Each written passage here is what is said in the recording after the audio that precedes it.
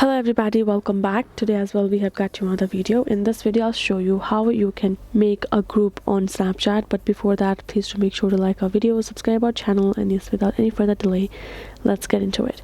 So for that, first of all, simply access your Snapchat app.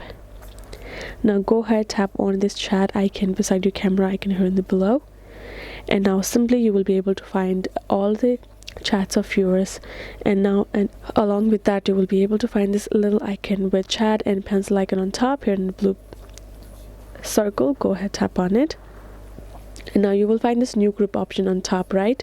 Simply tap on it. This will let you access to add people in the new group that you would like to make. All you have to do is tap on this new group name. Now go ahead, name it accordingly. Once you're done, here are the two sections. Simply go ahead, add the people you would want, and now tap on this chat option.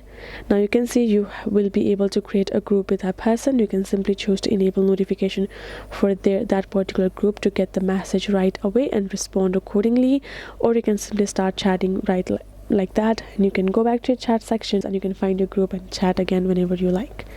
That is the way you can do it. Hope this video was helpful to you all. Thank you so much for watching, and yes, I'll see you guys in our next video.